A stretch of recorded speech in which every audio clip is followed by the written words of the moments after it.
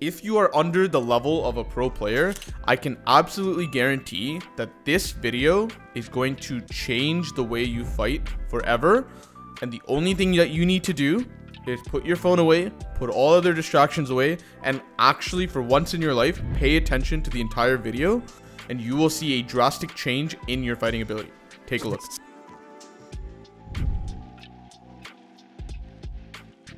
That was a really good counter shot. And hopefully you see why.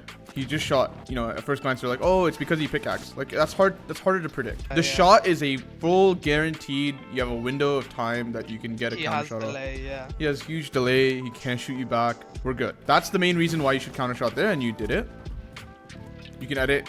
So this is hard to do timing wise. But there is an idea here where you can edit before he chooses to drop, and you can see the footprint. So he's either probably going to drop on one of these two, and you edit before you can shoot his legs before he sees you.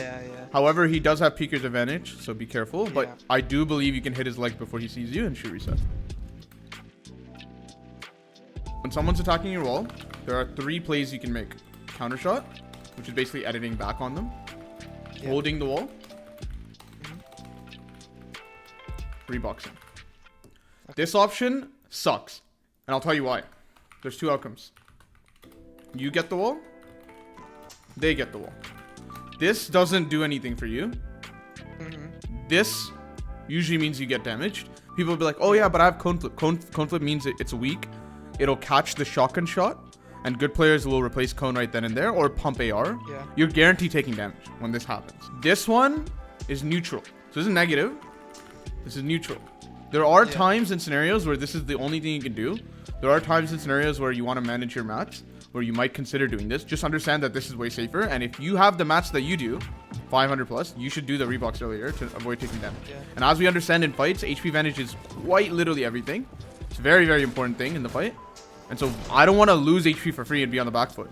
Because then to win the fight, not only do you have to equalize, so like you have to do damage back or heal, which is hard enough as a task as it is, to get back to even. Then you have to win the fight. Like it's such a big struggle to get back in the fight from that point on. So in my opinion, do your absolute best to not lose the first trade.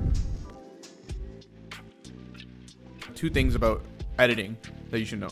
Edit type, which is like what shape do you make on your edit. Edit timing.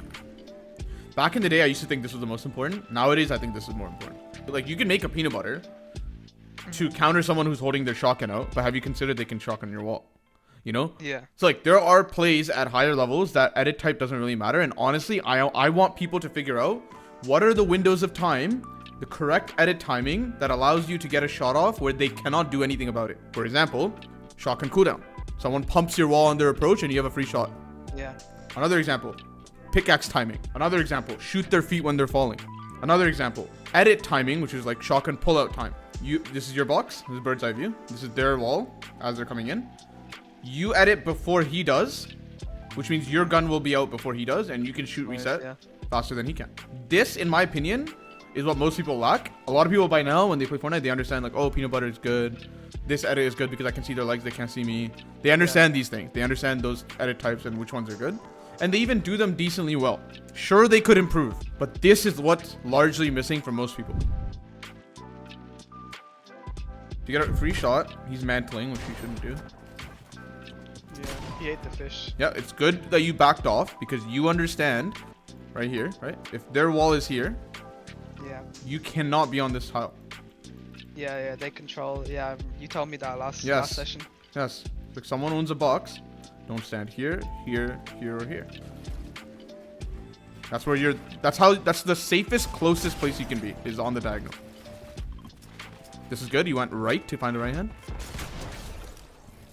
When this happens, I want you to understand like this is not a good spot for you. Yes, but do you agree that he has the advantage? I agree, 100%. Why? 100%. Why does he have the advantage? Peeker's advantage. Good. And he's moving clockwise. So right hand and peekers. He doesn't wall for some reason. God knows why. So he just dies. But you see how he got the first shot off. He missed and didn't wall. But if he misses and gets the wall off, he's literally completely safe. Look, just like that. Yeah. That's what I was looking for.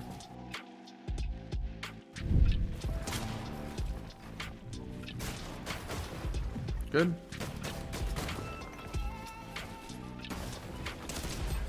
I don't think this is a good edit timing. This is really advanced, this one right here. But trying to edit after a failed wall take by the enemy is not a good idea. I'll tell you why. Think about the actions that the enemy is trying to do. What is their intention when they're trying to take your wall? Shoot you with their shotgun. Yeah, I mean, I kind of gave it away. I kind of worded it bad. They're trying to take your wall, right? Like they're obviously trying to take your wall. But then after that, that's your important part, right? Yeah. They're trying to shoot you after they successfully take your wall. And most people in Fortnite, after they attempt to take your wall, they still do all the actions after because they don't know whether they got your wall or not. So let's look at a failed wall take. It's gonna be break wall, place wall, edit, shotgun edit, or edit shotgun. Doesn't matter. But usually shotgun edit, right? Because you'd rather do this. Okay, successful wall. It's the same thing. Yeah. And so when you counter shot after a failed wall take, right? They'll have their shotgun out either exactly. way. So you're gonna get hit. So this is a bad counter shot timing. So this, very similar to how there's good edit timings on walls. I mean, it's the same thing, right? You don't want to count a bad timing for counter shots is after a failed wall take. So would you say this would be different, say, if it was a failed wall take with their shotgun? Yes, right, shotgun replace. Yes, correct. Then you edit. Yeah. Now, this is very important. If you're not low enough to die to AR. So if you're 1 HP or less than 20 HP or less than 40 HP, editing after a shotgun wall take, failed shotgun wall take, is still bad because you'll die to AR. So how do you fix this? Usually, the solution is, the correct timing is usually 0.5 seconds to 1 second before this happened. Right? So I say, if I look at this example, edit now. Especially, here's a good counter shot timing, right? When someone's trying to AR your wall and approaching, what gun do they have? There. Yes. And you're not low enough to die to AR. You're 100 HP. So you need to edit now. Your gun needs to be ready by the time he comes in the picture. So how do you get into the habit of editing well?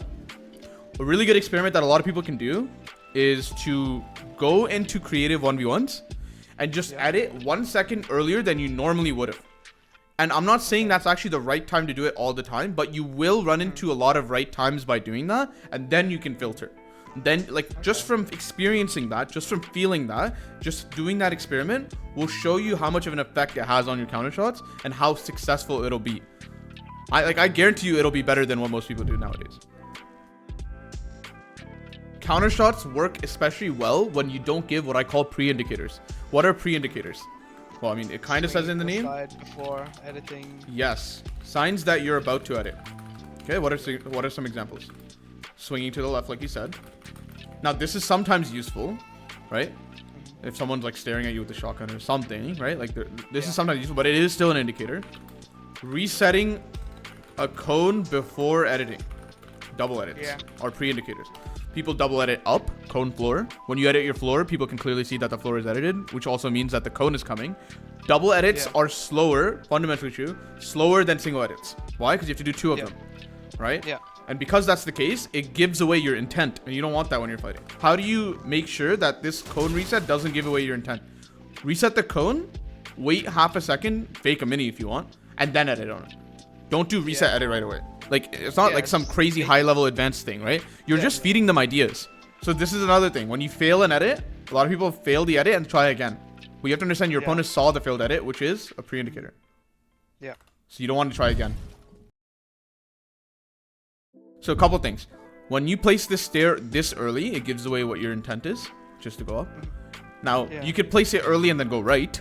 Or what I do, and a lot of pros will do this too, is you purposely place the stair late to delay when he sees it, because you don't want to show that you're coming in. But me personally, I like placing this and going right.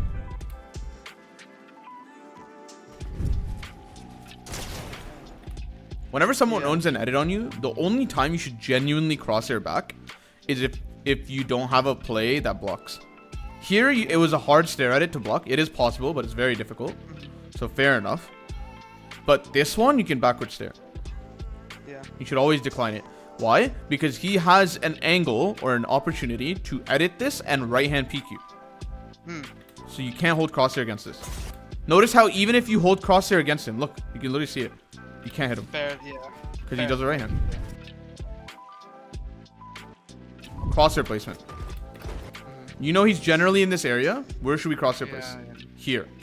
More to the left. More to the left, but above him. Why? Because you're falling. You're falling. Yeah. It's really easy to hit shots if all you have to do is time and left click. If you have to left click while moving your mouse, that's hard. That's true. That's true. And you might think like, oh, I should be able to do that. Agreed. But go watch pros. They often set themselves up to just click. And something to be careful of, even though he is not this, you see the wall in the middle? In the bow, yeah. It's closed, right? Mm-hmm. You still can't be here. You're not allowed. Yeah. Because you can double at it. And your block is a cone flip, like it's awkward. Yeah. You know? I personally would just, if you're trying to fight on the long side of a 2x1, you stay on the top layer, you put a floor here, and you fight this here. From upper level. If you drop on the bottom level, he just double edits on you. If he wants to, but he totally can, yeah. Okay, so let's talk about edit timing here. So what's the correct time to edit here? It's not after first pickaxe. Why? Before. Yes, it's before. And specifically before. Because if you do it after, there are two outcomes, okay? Pickaxe, pickaxe. And that's why people do it. They think they're double swinging. Pickaxe, shotgun, wait, pickaxe. That's the other option. Yeah. You lose to this, you win to this. Why 50-50? It's probably better if you're gonna counter shot after first pickaxe to peek it. But better than all of that is to counter shot here. And slightly before. Like what I mean is as he's dropping down. That, but sometimes they drop down with shotgun, so be careful. Yeah. He's ARing now. Edit now. While you're editing, you can see who pulled out the shotgun first. Yeah. Now you have to give the enemy some leeway because of ping. So if you see that you pulled out your shotgun at the same time as him, the truth is he pulled out first because of the delay. Like what you see on his screen is not actually the same reason for peekers, right? So if you pulled out clearly by a good enough margin before he did, you can shoot reset. And sometimes that's good. Like if you edit, see that you pulled out at the same time, just reset. You can change your decision midway. So like this is a really important thing that a lot of Fortnite players get wrong, and a lot of other people in general who compete in video games get wrong. Sports too. This is just pure sports psychology, okay? Stop making plays that are pre-decided in large chunks. So what I mean is, it's wrong to edit, shoot, reset here. The correct thing is edit, observe, decide, and then it branches out into three different decisions based on what's happening, and then you can decide what your next decision is. And people are like, there's no way you're doing it that fast. People are doing it that fast. I guarantee it. I guarantee it.